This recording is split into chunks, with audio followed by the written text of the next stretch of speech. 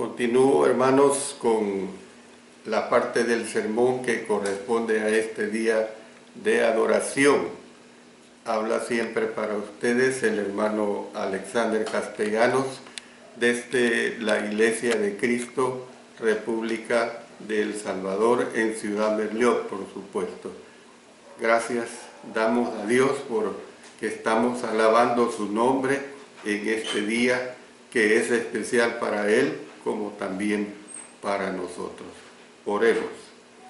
Padre Celestial, una vez más te suplico que me ayudes en estos momentos a trazar correctamente tu divina palabra. Que el Espíritu Santo me asista, me dirija, que sea Él quien hable y yo sea un mensajero nada más.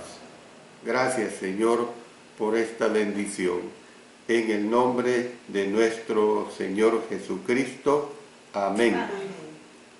Bueno, como lo mencioné en la clase anterior, hoy voy a comenzar con el capítulo 20 de Génesis. Y en este capítulo Dios mantiene sus promesas, es lo que vamos a ver. Toda esta parte que estamos viendo, que corresponde a la segunda parte del libro de Génesis, o sea, los relatos patriarcales, está comprendida desde el capítulo 12 hasta el último capítulo, o sea, hasta el 50. Entonces, usted tenga en mente que vamos, si el Señor nos lo permite, siempre a estar tratando sobre estos relatos patriarcales. Y le repito, pues, en este capítulo 20 vamos a ver, pues, cómo es que Dios mantiene sus promesas. Y algo que vamos a destacar cuando llegue su debido tiempo, hermanos, vamos a destacar la situación de cuando veamos la lección de aplicación.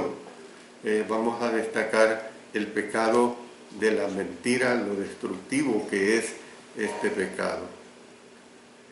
Este capítulo 20 encuentra a Abraham y a Sara vagando una vez más los acontecimientos que tuvieron lugar en Gerar. Son extrañamente similares a los ocurridos en Egipto, que ya lo estudiamos en el capítulo 12.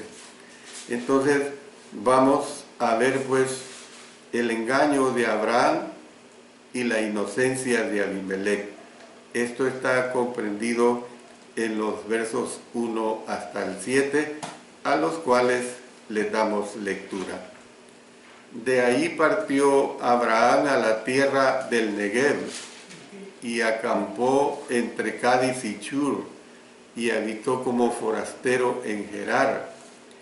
Y dijo Abraham de Sara su mujer: es mi hermana. Y Abimelech, rey de Gerar, envió y tomó a Sara.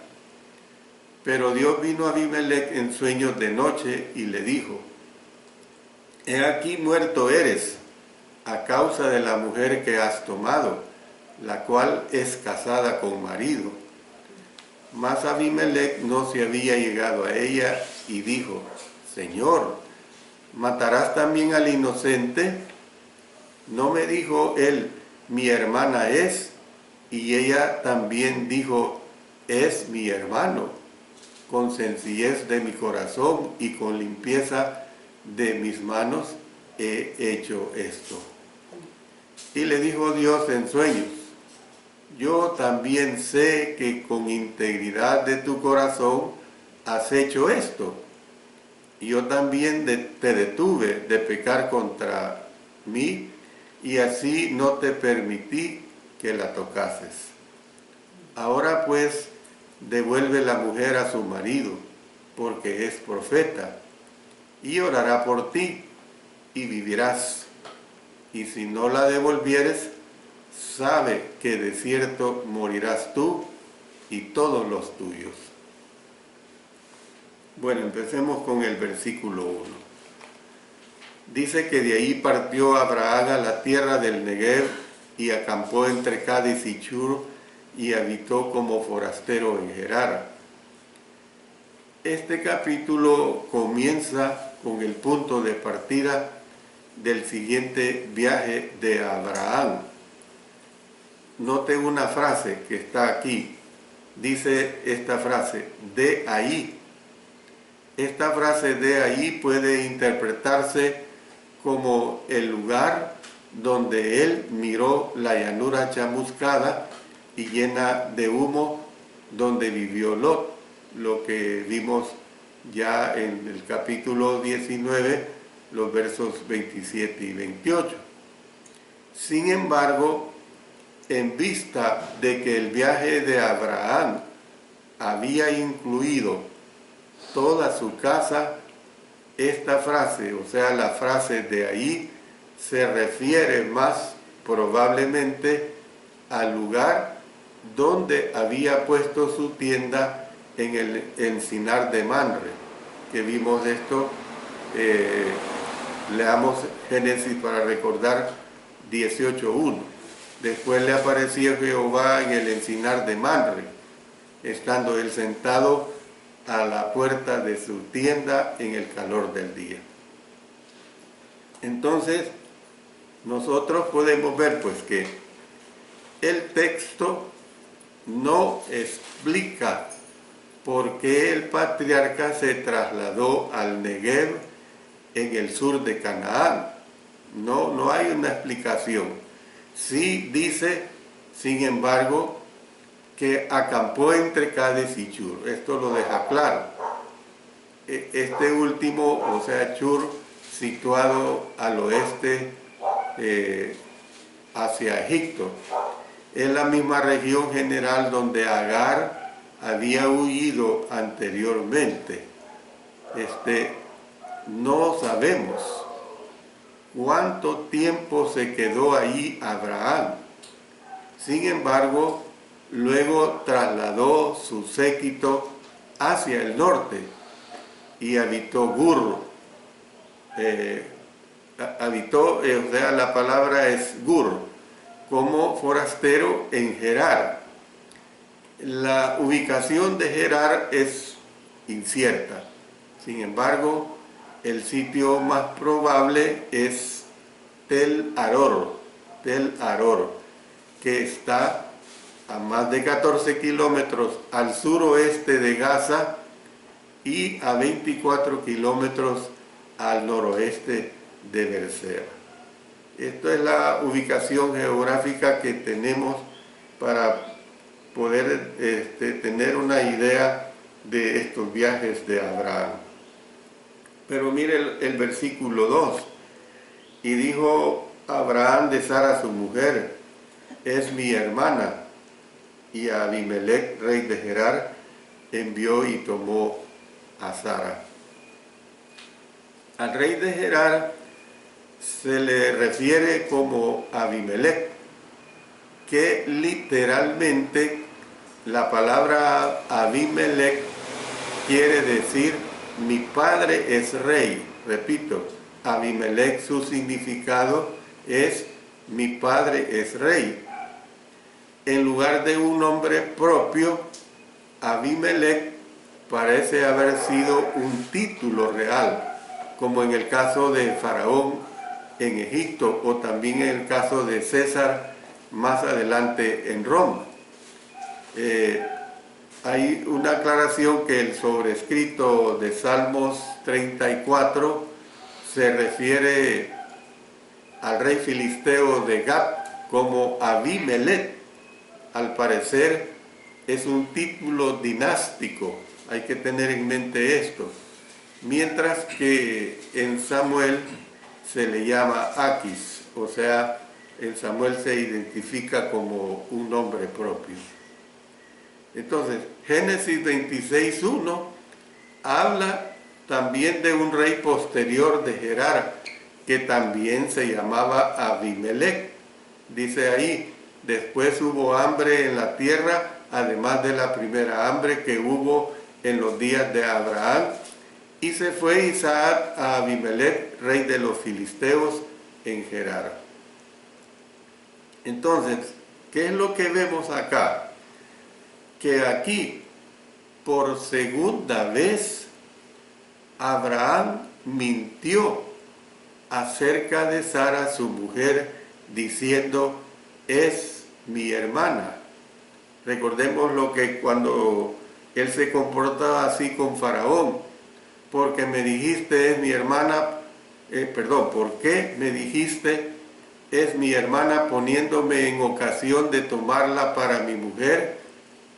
Ahora pues he aquí tu mujer, tómala y vete. Y esto lo vimos en Génesis 12:19. En contraste con el incidente anterior, que recordemos también el verso 11 del capítulo 12, y aconteció que cuando estaba para entrar en Egipto, dijo a Sarai su mujer, he aquí, ahora conozco que eres mujer de hermoso aspecto. El patriarca pues no alegó en esta ocasión su belleza en relación a Sara. Habían pasado unos 25 años y Sara tenía casi 90 años ahora. ¿Cómo es que podemos nosotros entender estos detalles que aquí se nos presentan? Bueno, en vista de que la esperanza de vida era más extensa, entonces es posible que Sara luciera de mediana edad y seguía siendo a lo mejor atractiva. Como que esto así ha sido siempre en relación a las edades. Todavía en este tiempo las personas duraban más de 100 años. El caso de Abraham, 175 años. Y Sara como los 125 años. Entonces parecía que la atracción física duraba un poco más.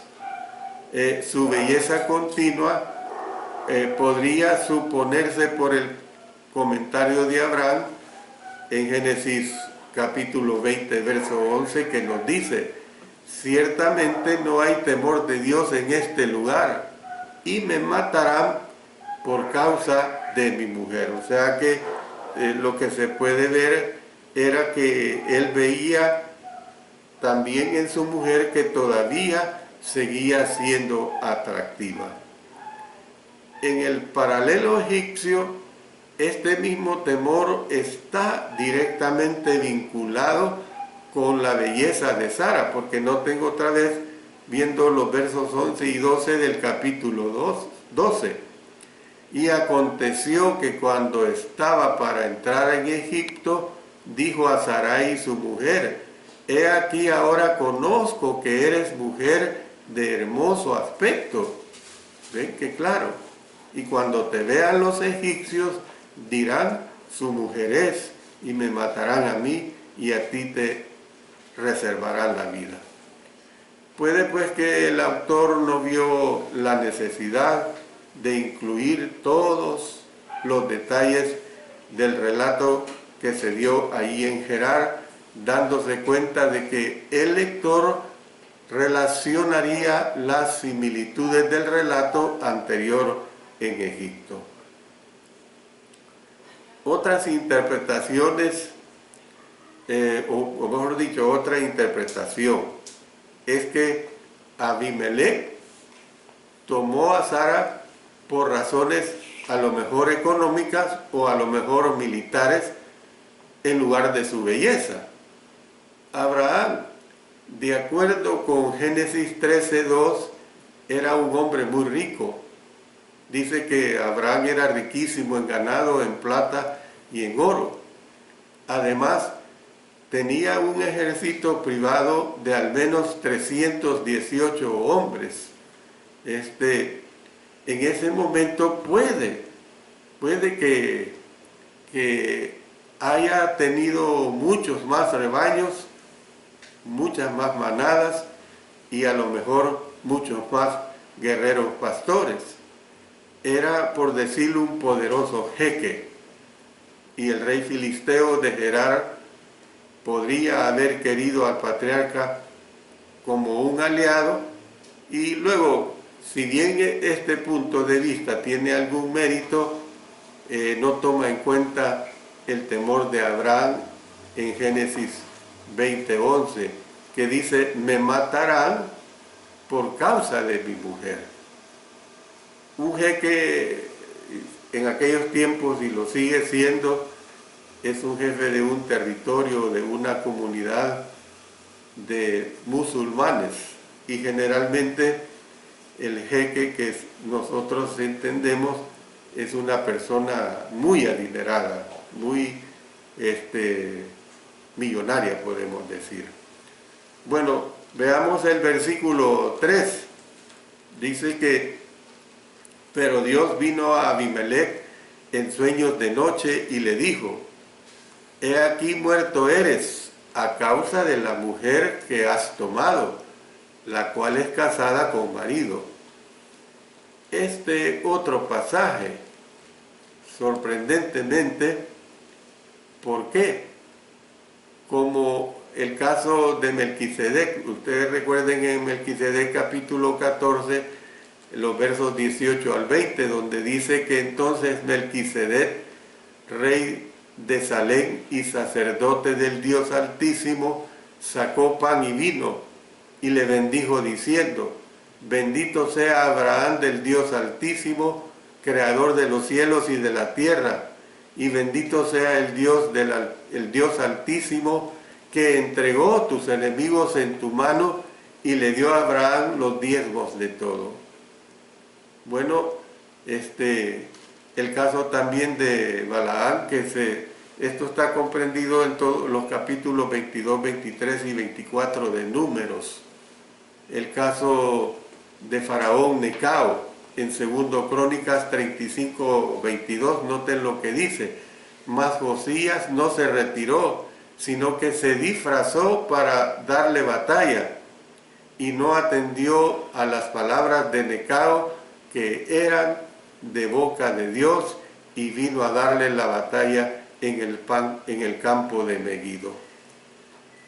Podemos ver pues que el autor de 2 Crónicas 35, 22 aseveró que el buen rey Josías murió porque no atendió a las palabras de Necao, que eran de boca de Dios. Entonces, muestra pues que Abraham y sus descendientes no tenían el monopolio de la revelación de Dios en el Antiguo Testamento. La narración nos revela la cantidad de tiempo transcurrido antes de que Dios se revelara al rey. Sin embargo, sí dice en Génesis 20, versos 17 y 18, que el Señor había cerrado los vientres de todas las mujeres en la casa de Abimelech para que no ocurriera ninguna concepción. Entonces, este detalle sugiere aparentemente que el periodo intermedio entre Abimelech tomando a Sara y Dios apareciéndosele a él en un sueño consistió al menos de varios meses. Lo probable es que tomó un tiempo, pues, para que todas las mujeres se dieran cuenta de que no podían quedar embarazadas. Esta es una situación bien clara que se dio. Dios le advirtió abiertamente al rey con una declaración aterradora. He aquí muerto eres, le dice, a causa de la mujer que has tomado, la cual es casada con marido. En todo el mundo antiguo la pena por adulterio era la muerte, y este castigo fue posteriormente incluido en la ley de Moisés, Leamos, por ejemplo, lo que nos dice Levítico 20, verso 10. Si un hombre cometiere adulterio con la mujer de su prójimo, el adúltero y la adúltera indefectiblemente serán muertos. Leamos también Deuteronomio 22, 22. Si fuere sorprendido alguno acostado con una mujer casada con marido, ambos morirán, el hombre que se acostó con la mujer y la mujer también. Así quitarás el mal de Israel. Entonces nosotros podemos ver pues cómo es que un adulterio, una fornicación, perjudicaba tanto que, como quien dice, ensuciaba a todo el pueblo. Y Dios no toleraba eso. Por eso dice, así quitarás el mal de Israel.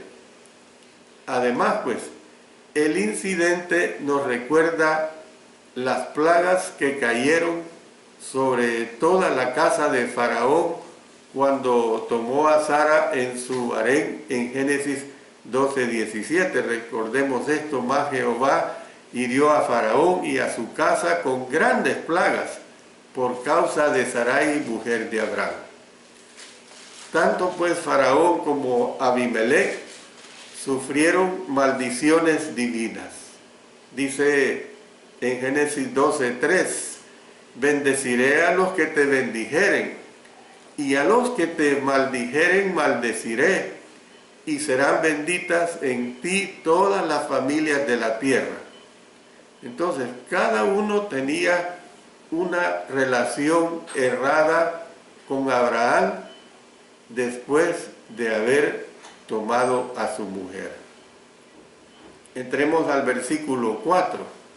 Dice, mas Abimelech no se había llegado a ella y dijo, Señor, ¿matarás también al inocente? Abimelech se defendió alegando que no se había llegado a ella. El término hebreo que aquí se utiliza es la palabra garab, con B al final, que quiere decir acercarse. Pero entonces, ¿qué es lo que vemos? Sin embargo, en contextos como este, se refiere a tener un encuentro sexual bien claro. Vamos a leer algunas citas, por ejemplo, nos vamos a ir al libro de Levítico capítulo 18. Levítico 18, vamos a leer los versos 6, 14 y 19. Ningún varón se llegue a parienta próxima alguna para descubrir su desnudez, yo Jehová. La desnudez del hermano de tu padre no descubrirás, no llegarás a su mujer, es mujer del hermano de tu padre.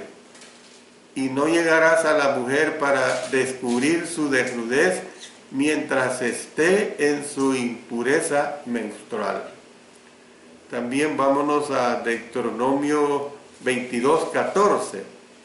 Y le atribuyere faltas que den de qué hablar y dijere, a esta mujer tomé y me llegué a ella y no la hallé virgen. Luego vamos a Isaías 8:3. Y me llegué a la profetisa, la cual concibió y dio a luz un hijo. Y me dijo Jehová, porque ponle por nombre Maher Salal Asbaz. Entonces esto, lo cual el rey firmemente, estoy dando todo esto pues para que entendamos que el rey firmemente negó haber hecho esto con Sara. Él no había consumado el hecho, y él pues precisamente acudió a su defensa en relación a esta situación. El rey le preguntó al Señor si mataría también al inocente. Podría ser que Abimelech se refiriera a la nación, a lo mejor más que a sí mismo, porque los pueblos antiguos suponían que cualquier castigo divino dado a su rey también caía sobre toda la nación. Cosa que es una situación que ahora en día pues no sucede así de esa manera. En vista pues de que la maldición de Dios ya había caído sobre la mujer del rey y las demás mujeres en su casa, acuérdense, les había tapado su matriz. Por eso dice los versos 17 y 18. Entonces Abraham oró a Dios y Dios sanó a Abimelech y a su mujer y a sus siervas y tuvieron hijos, porque Jehová había cerrado completamente toda matriz de la casa de Abimelech a causa de Sara, mujer de Abraham.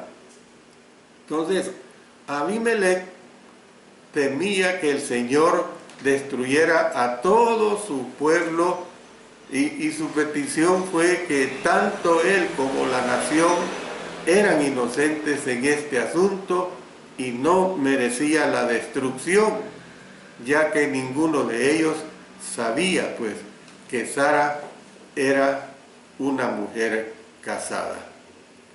Por eso noten lo que se nos presenta aquí en el versículo 5, dice: no me dijo él, mi hermana es, y ella también dijo, es mi hermano. Con sencillez de mi corazón y con limpieza de mis manos he hecho esto. Entonces, vemos que el rey insistió recordando las palabras de Abraham, mi hermana, así como la afirmación de Sara dice, es mi hermano. Entonces, sostuvo pues que Dios debía reconocer la sencillez de su corazón y la limpieza de sus manos en todo este asunto.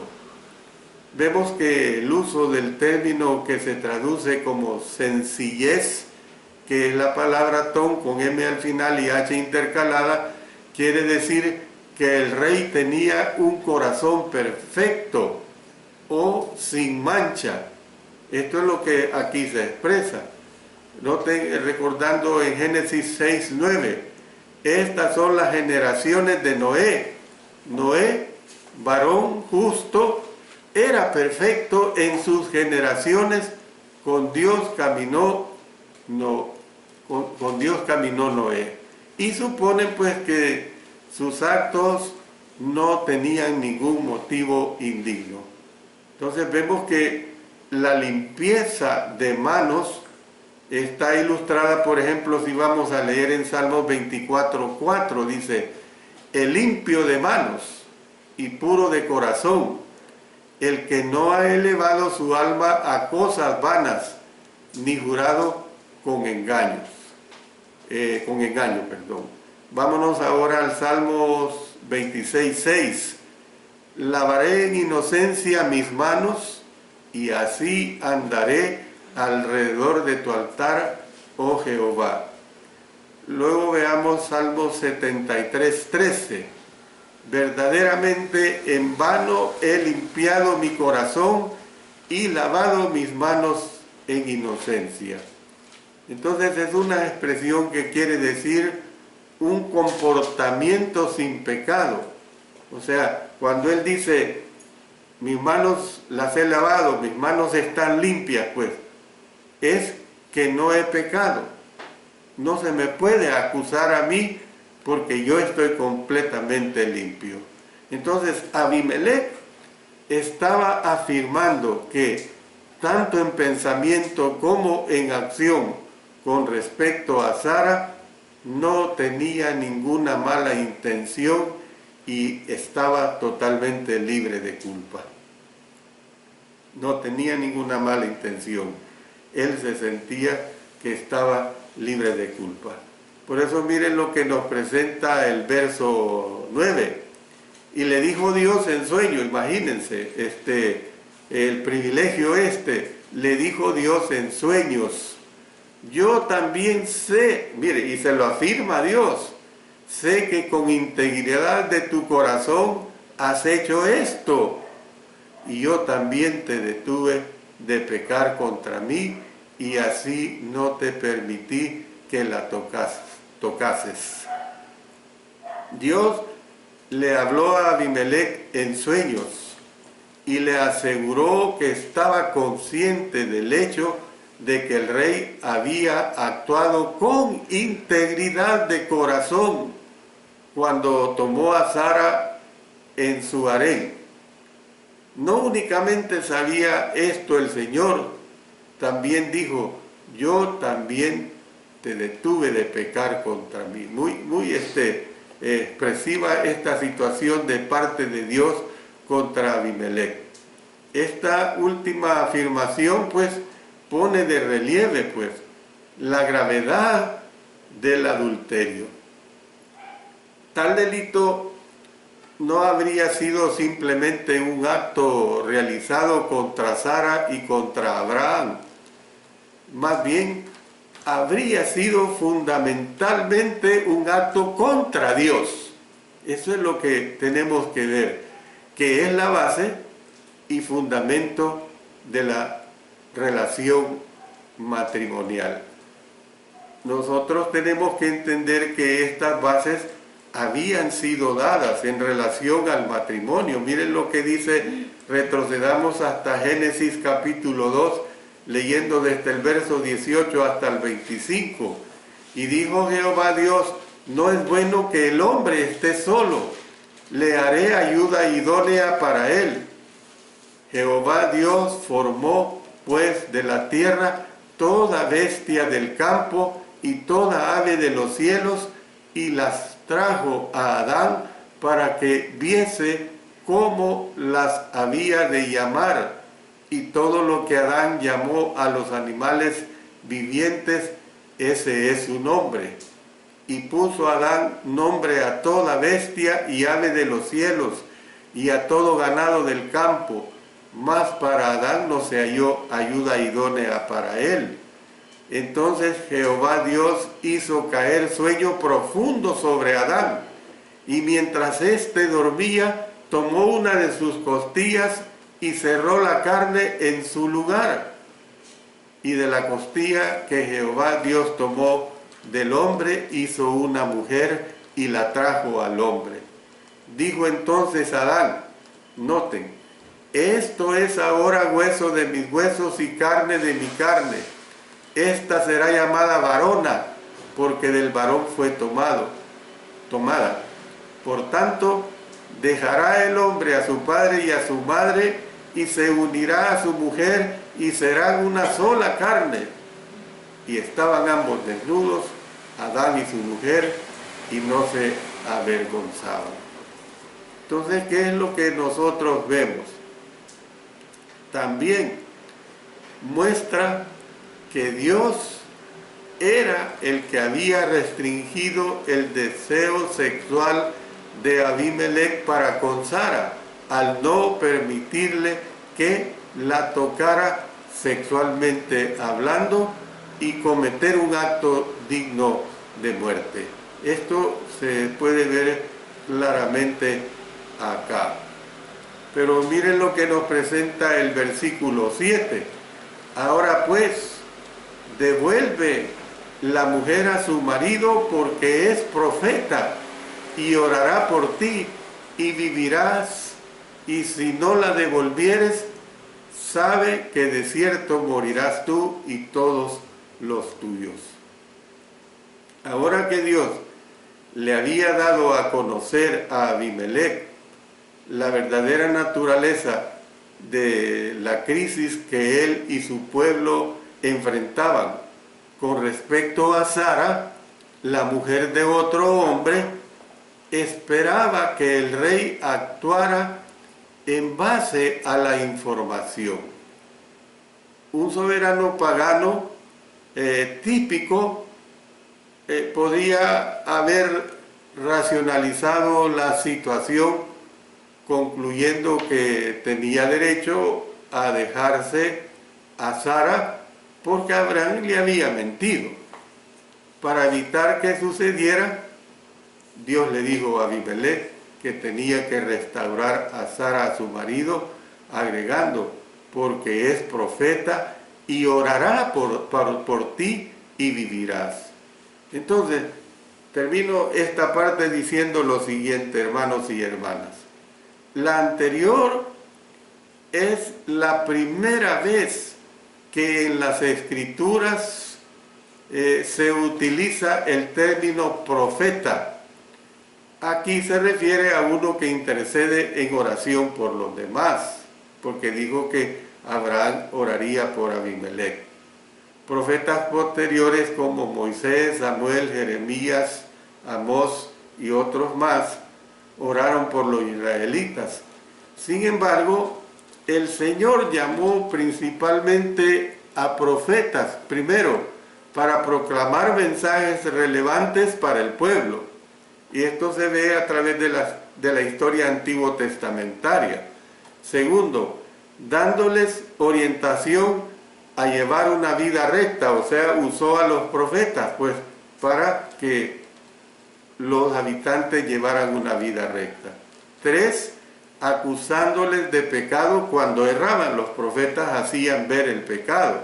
4, advirtiéndoles de un desastre inminente si persistían en la rebelión. O sea, los profetas les advertían que era lo que vendría si ellos tendrían una actitud desobediente.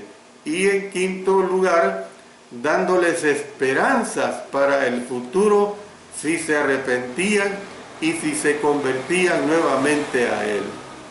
Entonces Abraham ya había fungido como un intercesor a favor de Sodoma, ya lo vimos y lo hemos estudiado bastante en el capítulo 18. Y ahora Dios le prometió a Abimelech que él realizaría una tarea profética similar para que él, óigase bien, para que él y su pueblo siguieran viviendo. Para añadir énfasis también le advirtió al rey que si no devolvía Sara a Abraham, él y todos los que eran suyos de cierto morirían. O sea, ¿cómo es que se ve pues que el pecado abarcaba aún a aquellos que no estaban inmiscuidos, pero que así lo decidió Dios? Yo termino acá esta parte. Para el próximo día del Señor vamos a empezar a ver ese asentamiento de Abimelech, el asentamiento de Abimelech con Abraham, que es lo que aquí se ve claramente, pues, pero lo vamos a ver más detalladamente. Que Dios nos bendiga a nosotros, hermanos, y yo siempre les notifico que cuando lleguemos a la aplicación de este estudio, vamos a ver cómo es que Dios siempre ha castigado el pecado, y no digamos el pecado de la mentira, que lo vamos a ver en una forma muy amplia. Dios bendiga a cada uno de ustedes y Dios bendiga siempre su bendita palabra.